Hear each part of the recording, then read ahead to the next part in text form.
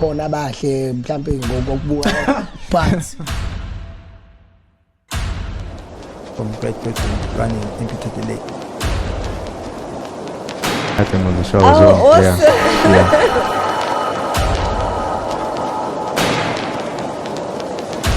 Pietermaritzburg.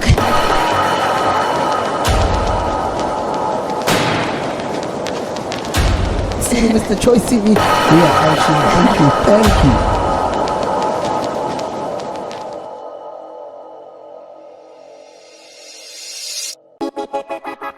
About that. Me, I think relationships are wonderful. My friend even said the other time that she thinks I'm a better person when I'm in a relationship. None of them are going to. Oh, I don't think I'm probably dead as far as that concerned. I'm joking. I wouldn't go that far.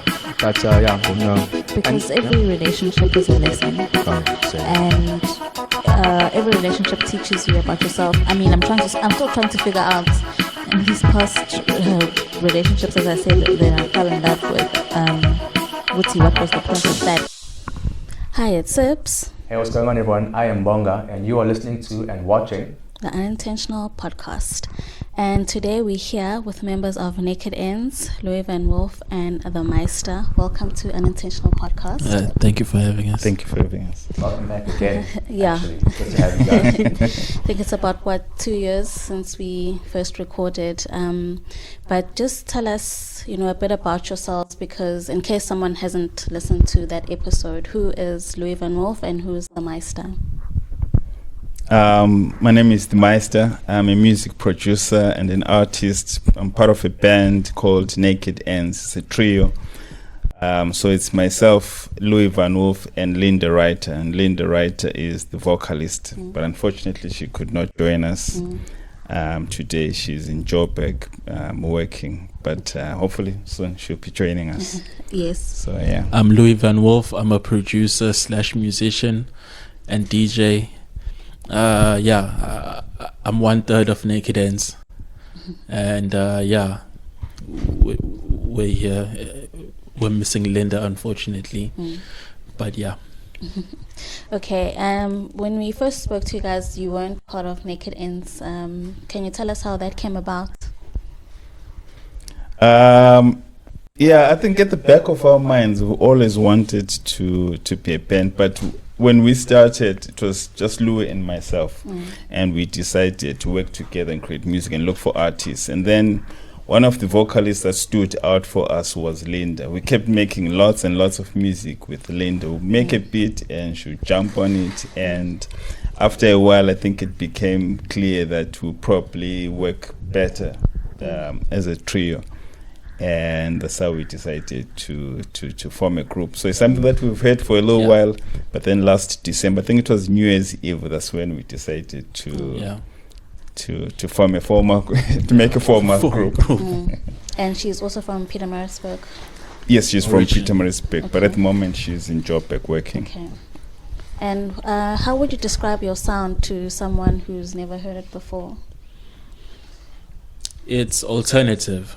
It's a mixture of indie, R&B, pop, and it's mostly alternative. It has a whole lot of sounds that you might not hear in most popular songs. And we also make a lot of orchestral cinematic music that uses a lot of violins, a lot of pianos, and some guitars. I think our idea is to try and blend sort of traditional music instrument, things like violins and pianos, with the modern way of making music using synthesizers. So we're just trying to get a perfect balance of the two. We don't want our music to be too electronic. So the idea is just to merge the two and give people something that is familiar, but at the same time forward-looking. And I've listened to the new EP, of course, Cruel Love, which is really good. Congratulations on that. It's been out for a while, right? Since April, actually. Your first formal project, again, as Naked Ends. You did say that you had featured Linda Wright on 2 songs on Mended Dream. No, not 2 songs. I think it's 4. 4. Sorry, songs. a lot of songs actually. Yeah, and then you made it formal. Is this the kind of music that you guys listen to, alternative as well? Like, I'm wondering what was the inspiration behind this choice of sound? Yeah, for me, yeah. I listen to a lot of alternative. A lot. It's not the only genre that I listen to, because I listen to everything, but mostly alternative. Okay, I see. Because you have a house music background, hip hop as well. Yeah. And for you? I listen to, well, I'm tempted to say a lot, but not a lot of genres. I think I tend to lean sort of towards pop music and alternative as well. I do have reggae, this and that, and those are also side projects, but that's something for another day. Okay. Yeah. Stuff, yeah. But for me, like, why Naked Ends? Where did that name come from? So what happened was in December, Linda wrote a song, right? Actually, we were sort of brainstorming, trying to come up with names for the music band, and all the ideas that we had somehow seemed not exciting. And then it so happened that Linda wrote a song. The same time we were busy thinking about this, and then we're listening back to the song, and in part of the lyrics what she wrote was Naked Ends. And somehow it just popped to our heads, and when I mentioned it to the band, everyone was like, that sounds like a cool name, and then decided to go with it. So it was lyrics that were written, it came from lyrics that were written by Linda Wright. I like the sound of that. And how do you get, to through your creative process? How do you take your sound and mix it all together, and with the artist? How does it all come together? Well, one of us will either start a beat, and then the other will jump in and add their own. Then he will add his own. Then the other will add his own. And then when we are satisfied with it, we send it over to Linda Writer. It normally takes either a day or a few hours. Yeah. And she writes something. If she's here in PMP, it's probably like 1 hour, and she'll write it and record it. Yeah, that's fast. She's really fast. She has a really great work ethic. I think over time, since we started working together, obviously when we started with different ideas, but the more music we make, the more we sort of, our interests diverge, and we're now beginning to be inspired by the music that we make, instead of being inspired by other people's music. Now we listen to our stuff like, what will go well with this song? And then we start making something similar to that, and we're now building a catalog that is inspired by our own music. So I think it makes it easy for us to come up with ideas that work for all three of us. Yeah. And who are some of your musical influences? Hey, that changes for me. That changes for me. But at one point it was Tame Impala. And then there was Lana Del Rey. I do listen to a lot of Adele, and somehow she inspires me, but somehow I've never... I don't know, she inspires me indirectly, not necessarily in terms of making beats, but in terms of the achievement that her achievements is what inspires me. I also think of myself as working towards that, and for me, I think it's those two. Tame Impala from a music production, even though I don't make similar music to him, and Adele in terms of her achievement. Okay. Yeah. In terms of music production, it's a lot of people. Because I make a lot of types of music, so it's a lot of people. I can't really name a few. I've tried naming a few. Then when I get home, I'm like, I forgot so and so, and I forgot so and so. Yeah, it's a lot of people, but I take from a lot of people. Okay. In terms of your DJing, do you still continue with that, and how do you balance the two, producing and DJing as well? It kind of balances itself, because DJing is a whole lifestyle, and it's a whole it has its own feel to it, but it kind of feeds the music, especially if I'm working on house music. It kind of feeds the production. If I don't really DJ, I don't really have enough inspiration, because I'm not living and I'm not hearing a lot of music. But I also play some hip hop and R&B that feeds the music that I do with Naked Ends. It kind of gives me an experience and a way to test some songs to see if they really work in a crowd. So yeah, it really works for me in terms of feeding the production. It's an added advantage actually also to sort of promote your music. Yeah. And what about you, Meister? Like, what sort of activities outside music or within music actually that sort of feed into your creative process? Jeez. If there is anything, you know. I don't know. For myself, I'll say I'm a YouTube addict. I like to watch documentaries and stuff, and sometimes I get inspired by what I watch, and I want to make something that maybe fits a particular podcast, a particular documentary. And obviously movie scores. Not a movie person per se, but sometimes I do watch clips here and there, and because I like filming somehow, it kind of inspires me when I see something that I like, and I like the mood, and I want to make something that fits that mood. Yeah. And sorry, in terms of your fan base, I remember we talked a bit about it in our first interview. Have you seen that grow, and how is the interaction between you and your fans? Interesting. There's certainly been some growth. I think people are now realizing, and at least maybe not realizing, understanding the music that we create. But I don't think we have achieved what we are hoping for. We haven't really met the wider audience like we're hoping for. But with each day, there's always gaining new fans, one after another. But it's a slow progress, slow growth, I say. Yeah, it is slow, but we are gaining some people. I usually get likes from people that I've never met, I've never really seen on my timeline before. So yeah, it is growing. And then in terms of, I guess, playlisting, I remember Love Odyssey was a huge song in terms of the playlisting aspect of it. You guys were playlisted on Spotify and featured quite a lot on a South African alternative music chart, charting high for a number of consecutive weeks. Right?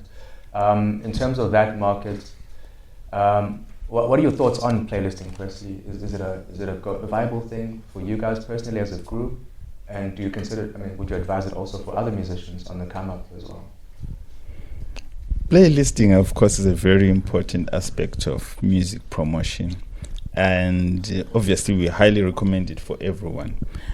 But sometimes it does happen that you get playlisted, people enjoy your music, they don't really save it. Like sometimes if your music perfectly fits the playlist, and it doesn't stand out, people just enjoy the whole 50 songs and pick out 5. So if yours is not picked out after your song is removed from from that playlist, people forget about you. So that's the challenge, to make music that stands out, that stands proud of the other 49 tracks. So that's the challenge. But it is a good thing. Yeah. It is. It also helps with the algorithm as well. Yeah. It really helps. It helps gain listeners, because the last time we gained about 50 monthly listeners just from that playlisting, and it went up, and we saw the difference. And even now, they're still there. even though we're no longer on the playlist, but the listeners are still there. That's right. And in terms of other areas, I guess, where your music can be exposed, I mean, there's radio, there's malls, there's restaurants even that have actual playlists that they have going in the background. Do you guys still believe in radio submissions for music, and will that ever be a part of your strategy as well? Yeah, we do. We do, even though we've had bad luck. I think the way the industry works is that, which is what someone explained to me, that radio stations are interested in playing music that people want to hear. They are not interested in breaking out artists. No matter how good your song is, if no one is talking about it, they want to do that, because it's more of like they are competing against each other. So they want to play music that people want to hear, not to feel. So I think that's the challenge for upcoming artists. You submit your stuff, they do not know you, they'll just ignore your music and play whatever is trending, play it on repeat. So I understand how it works, but it would be nice for I think for them to support upcoming artists. Yeah. I think, some radio stations have those segments where they play, new artists and things like that. Would that be something that you consider? Yeah. Absolutely. Yeah. Absolutely. But remember, to really break out in artists, sometimes people need more than just maybe 5 plays. 5 plays can't really break out in artists. If it's really good, the song will need to be on rotation a little bit. And if you can imagine how many people submit per day, they cannot, play all the tracks equally. So there'll always be a few that will get lucky, and most won't. And unfortunately, that's the nature of the beast. And we've been caught on the wrong side of it a couple of times. Of course.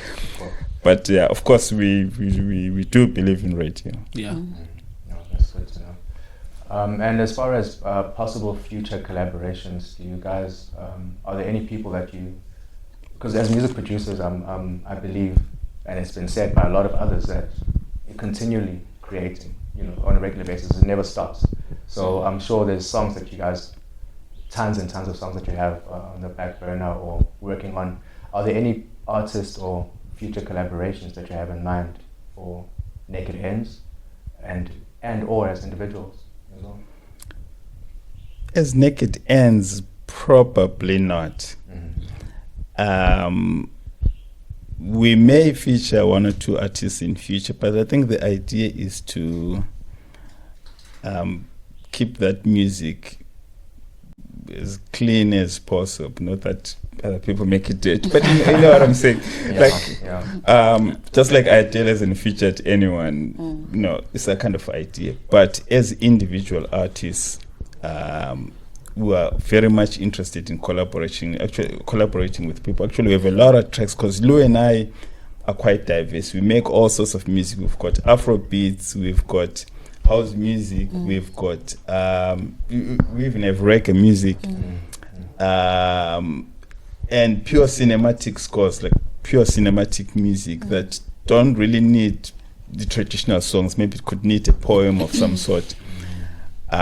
So we do have those ideas, and also want to venture into sort of the trap soul R&B, but we really haven't met people who can take that and run with it. We haven't really met vocalists who can take that and run with it. We've tried working with other people, and we've got upcoming other projects as well that are in the pipeline. We're also running out of time to finalize and finish because everyone seems to be moving out of PMP and going to Joburg, so that's the other challenge. That some of the guys that we work with, 2 of them, which guys that we featured on our previous EP, Love and Light, Sifu and Porter. They're in Joburg. They used to be in PMP, but now they're both in Joburg. So it's kind of hard to work with them. And they haven't been in PMP for a little while. So I think that's the challenge. But we are very much open to working with other artists, and we've got a ton of music that we like to work on with other artists. Yeah. Well, for me, that's interesting because why are they moving out of Pietermaritzburg? Is it because of opportunities or? Absolutely. I think Joburg offers better opportunities in terms of just the normal 8 to 5. So obviously these guys are musicians at heart, but at the end of the day they also need to make a living and do the 8 to 5. So it so happens that Joburg somehow calls them and they go there, never come back. Oh, shame. No, that's the challenge. That's the challenge. Would you guys ever consider a move? I mean, I know you've said it yourself, there's potential for growth, right? Even in the 8 to 5 market, yes. Maybe even media as well. I mean, a lot of people move to Homestead overseas. Well, overseas, yes. But a lot of people move to Johannesburg and bigger cities for better opportunities who are in entertainment. Have you guys considered such a move, and would you ever? Yes and no. Yes, that we could get more opportunities, but no, because a lot of our lives are here. Like Brian, he works from here, and we can't really move. But if we got an opportunity that we couldn't pass up, yeah, we could. I think the other thing is we haven't outgrown PMP. I mean, we still have a lot to achieve in terms of help with the music scene. We don't want to run away too early from PMP. I mean, we're just getting started. So once we get to a point where as artists we feel like PMP is now maybe no longer big enough, that will then force us to move. But at the moment, there's no urgency for us to move. It would be nice. We like it as an idea to move, but we still want to work with PMP, and we love PMP people. So and PMP has a lot of potential, untapped potential. Yes, so that's the other reason why we haven't really prioritized the move. We just thought, you know what, we haven't outgrown PMP. Let's just work with PMP for now. When the time comes and we have to move, then so be it. But we're not abandoning PMP. Okay, and in terms of performances, do you guys perform live, and where can people catch you? At the moment, we are not doing live performances. The reason being, Linda is doing her 9 to 5 in Joburg. But we're thinking of putting something together maybe for this December, maybe do a couple of live performances here and there. We're still thinking about it, and we're still trying to contact a couple of people and see what we can put together. But we really would love to perform in and around PMP, and December seems to be the best time for us, I think. Yeah. Because I think people also, when they see you performing or they see you on stage, then they'll remember that there's such a band and, listen to your music. Absolutely. I suppose there's a challenge as well with live performances, if I can disclose the challenges. Yeah, sure. The last time we were at a live event, people wanted to hear more of dance music, and we had more of this, slow, nice pop songs. So it turned out to be sort of the wrong event for our kind of music. But which I suppose helped us to think about future events. We've been invited here and there, but we felt like maybe the event was not for us, because if people want to dance and we come with our music, sometimes it doesn't work out nice. We need an event where people know they're going to listen to pop music, not dance music. So that's the other challenge with our kind of music. Or maybe like a festival where they know that there's just an array of different kinds of music. Probably that would work well for us. But the smaller venues, it was a bit of a challenge. Okay. Individually, individually, how long have you been in the music game? I think for me, I started at the end of... I got my first lesson from a friend. That was December 2018. And the whole of 2018, I was by myself trying to learn the software. 2018 and 2019 was sort of the learning period, just learning how things work. 2 years, making those silly skeleton beats. And 2020 is when I met Louie, and Louie helped me with realizing a full project. So I'd probably say serious work started in 2020. But before that, I had 2 years of tinkering and playing around and just doing silly stuff by myself. So six years plus, more or less. Yeah. And you, Louie, how many years would you say you put in? I started making music in 2008. Yeah, but I really started uploading my music around 2010 there. That's when I really started taking it seriously. Yeah, but from 2008 to 2010, I was still just learning the software. Even in 2010, I was still learning the software because I didn't really read the manuals. I just went in And did your thing. and did my thing. So I had a lot of problems. It took me a long time to really know how to get around and know the terminologies and what things are called in production. So yeah, from 2008 to 2010 there, that's when I started uploading music. I had a follow-up to that, actually. The reason I asked that question of how long you guys have been in the game, because I think besides putting a name and getting Naked Ends out there in this podcast, we'd also like to use this opportunity also for you guys to teach other upcoming producers and musicians as far as the struggles you guys have faced along the way to get you guys to where you are right now. So I guess to put the question quite simply is, how's your growth been from since you started with your music up to this point, and what advice would you give to up and coming producers and on the struggles they might face and how to make a success or put them success with themselves in the music game? Personally, I think my growth has been phenomenal, if I can say so myself. I've really stepped up quite a lot, especially ever since I decided to take it seriously, because I have a 9 to 5, so I have limited hours compared to other people who live music, wake up, you make music the whole day. I only have a couple of weekends, basically, a couple of hours over the weekends to make music. But I made use of YouTube to watch a lot of lessons, tutorials, and this and that, preferably from sort of Grammy-nominated musicians. And that's when I picked up quite a lot of techniques and ideas. And I think now I'm technically savvy in terms of music production, and I'd like to encourage other artists to take the technicalities of this art quite seriously, because I've been asked a couple of times to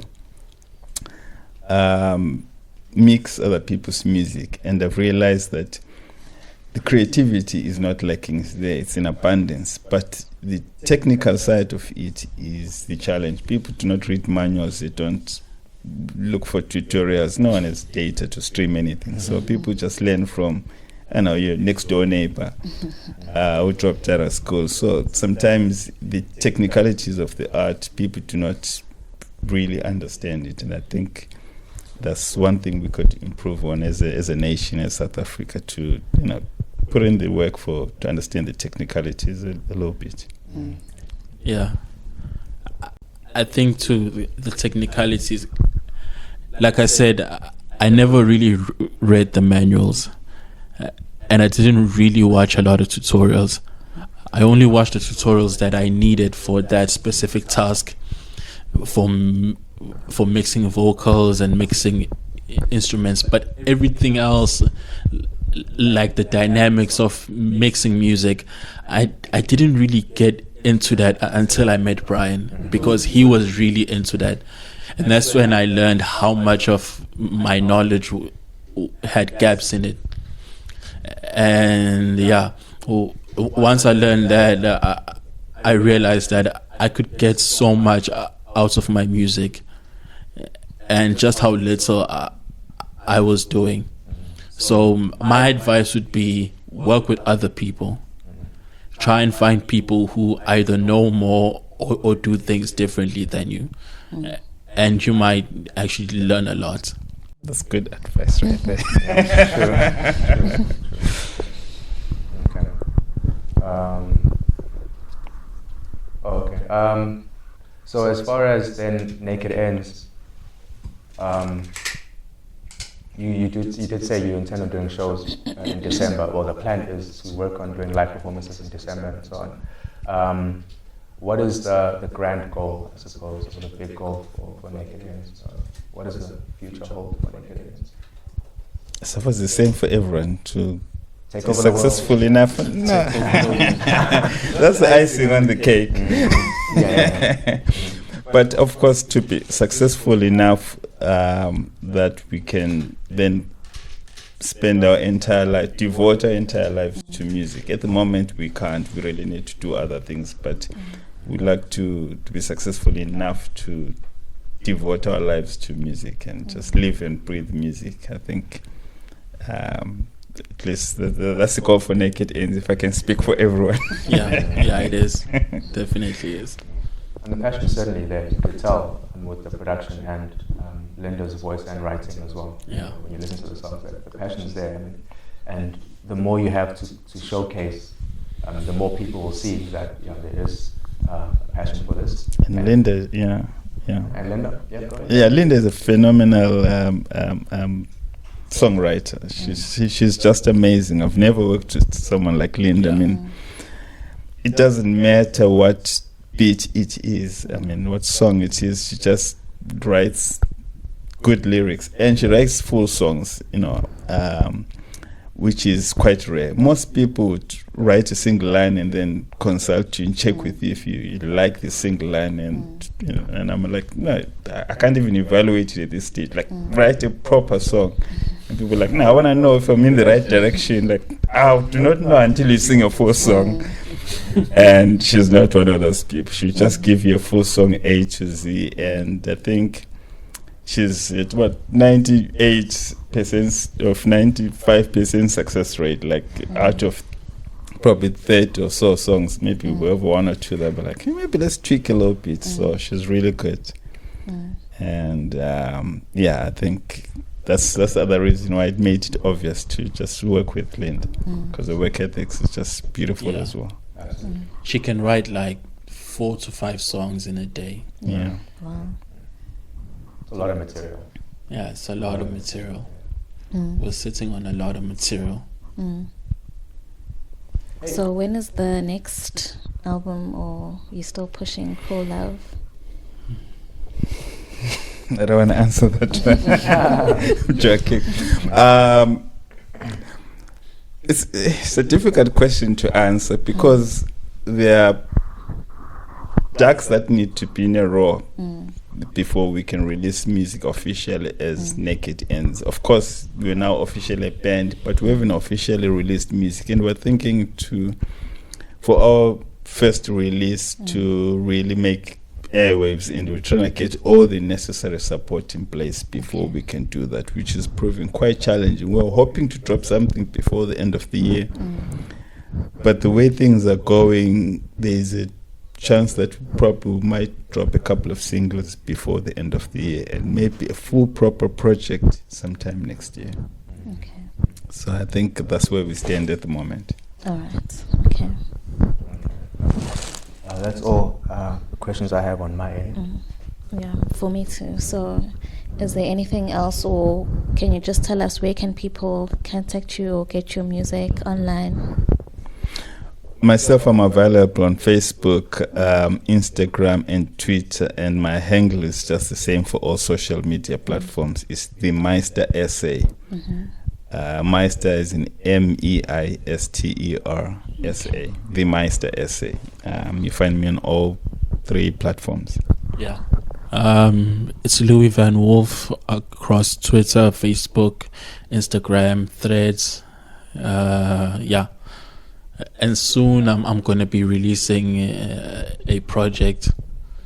Yeah, I don't know, by the end of September or October, somewhere there. Okay. So you still don't have that OnlyFans yet? Well, no. Okay, cool. And the band, does it have a handle on its own?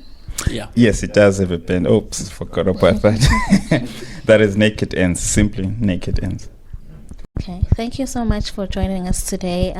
Thank you. We really appreciate that you came out here. It's a pleasure. Thank you. Okay. Thank you so much for watching and listening to Unintentional Podcast. Remember to catch us on all social media at Unintentional Podcast, and always be kind and keep smiling. I think for me, this has taught me a lot as well. I think for going forward, I would like to have a dating space, because I feel like in my past I've just jumped into relationships. And if you have any questions, of course. Yeah, Oh, let me ask the usual question. Sure, go ahead. Are you guys secretly dating? Yes, I'm joking. I'm joking. No. It's a good one though. No, we're not. No.